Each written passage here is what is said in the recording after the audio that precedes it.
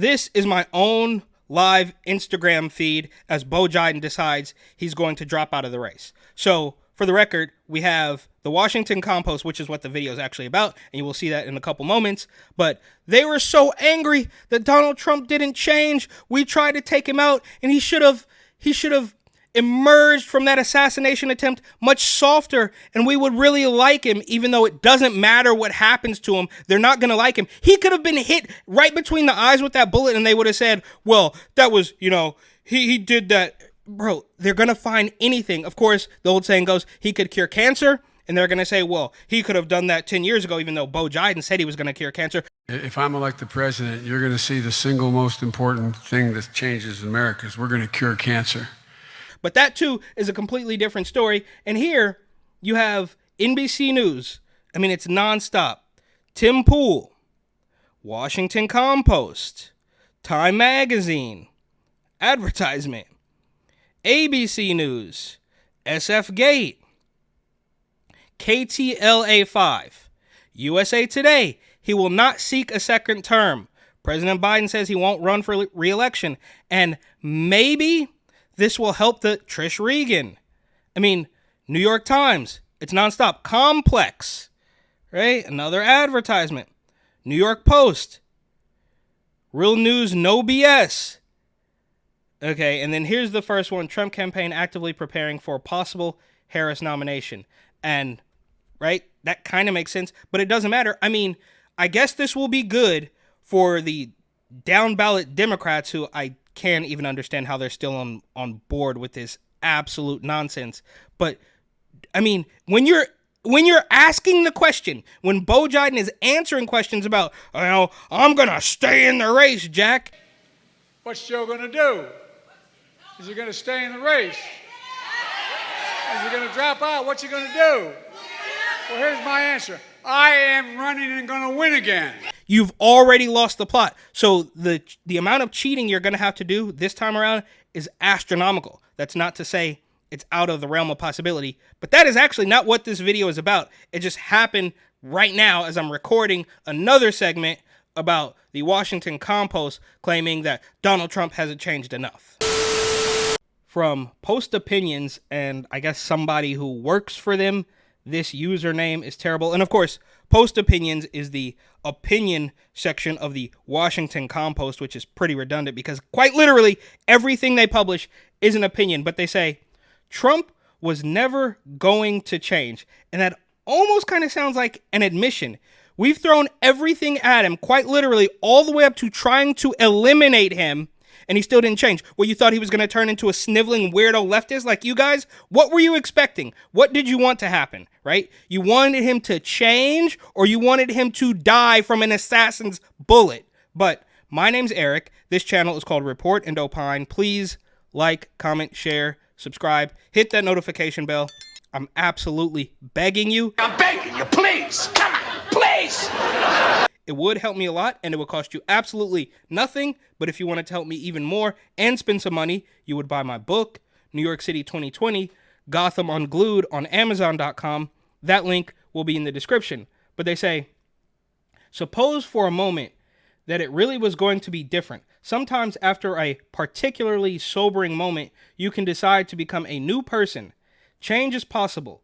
With effort, you can become someone else, with new thoughts and with a new point of view. But generally, if you decide to do that, the thing to do is to go somewhere no one knows you. So they obviously are really hoping that this assassination attempt was going to turn him into a sniveling little weasel that they could manipulate, I guess. And for about 20 minutes Thursday night, accepting the Republican nomination.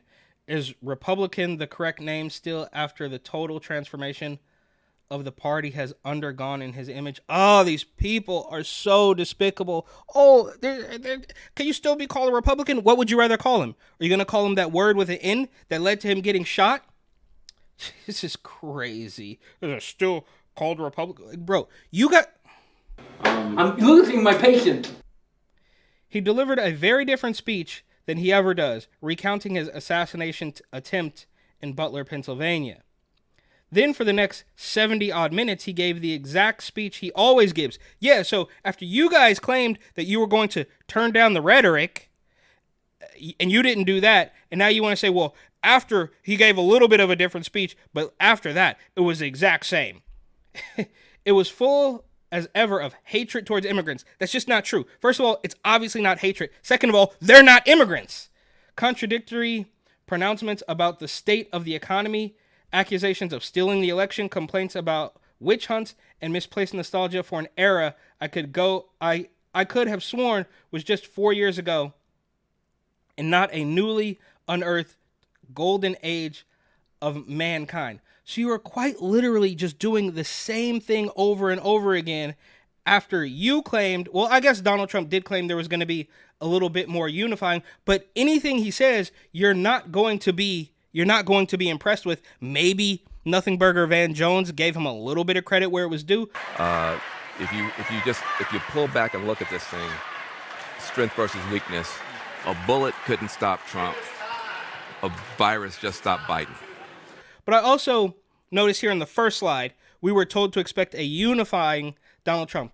And so you took him at his word for that, but you didn't take him at his word for anything else. And you guys completely dropped the ball on trying to be unifying in the least bit. Donald Trump is an elderly man who, for whatever reason, was given 9 seconds to take a iconic photo op during an active shooter situation. His survival of that and bouncing right back and going right to his convention is being conveyed in the media world as a sign of strength. This current president of the United States is 81 years old and has COVID. Should he be fine in a couple of days?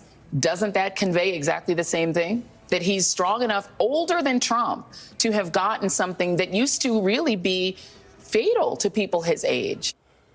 Donald Trump is also very old and a racist and a neo-Nazi. But anyways. Anyway. And once again, from the opinion section of the Compost, not in collaboration with whatever that weirdo dude, they say, is Trump a different man? He spoke more quietly at times Thursday night.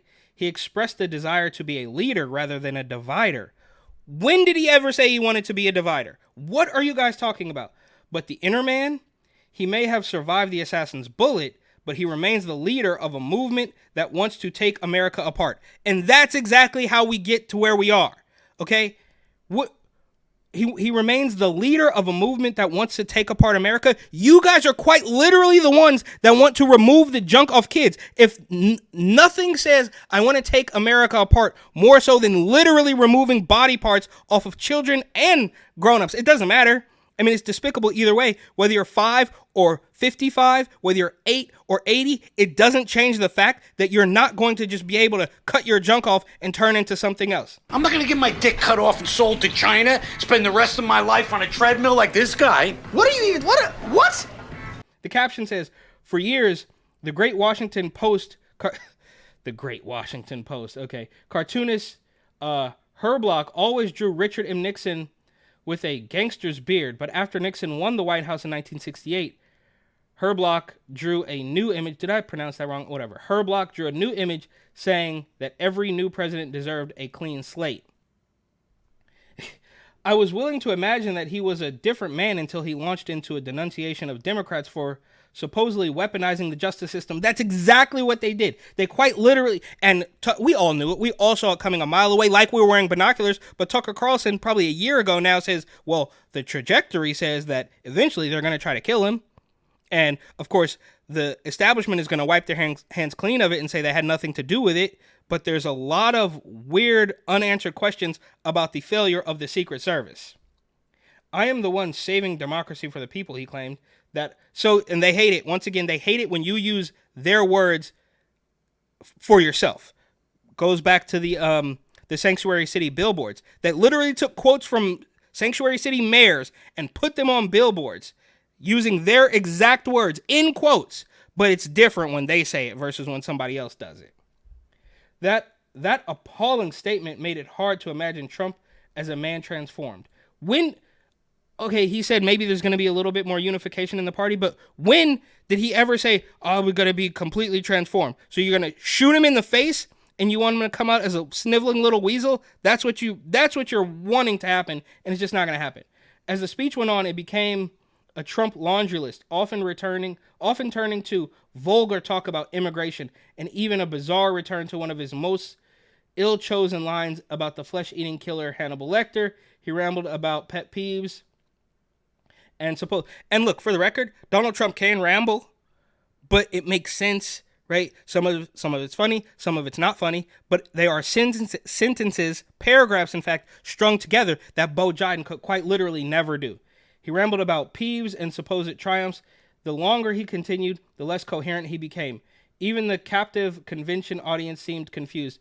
Okay, there's no way that you're going to literally tell me that a Donald Trump speech was more confusing and incoherent than a Beau Biden. I mean, he slurs every single word. Some of his videos I've watched like 10, 15 times trying to understand what he's saying. And obviously I can't stand the man as far as I can throw him, but you still kind of want to understand what he's saying. And you can see the sharp decline from even 2020 to right now is astronomical. And he should be thanking his lucky stars that he is diminishing at this accelerated pace, because him being an old, weirdo, child-sniffing man is the least of his problems, because he has been completely corrupt. He's been money laundering, and his son, his whole family, his wife now. They've all been so despicable for longer than I can imagine, and the fact that people are just worried about your age, you should be thanking your lucky stars for. And all of this is wacky, right? You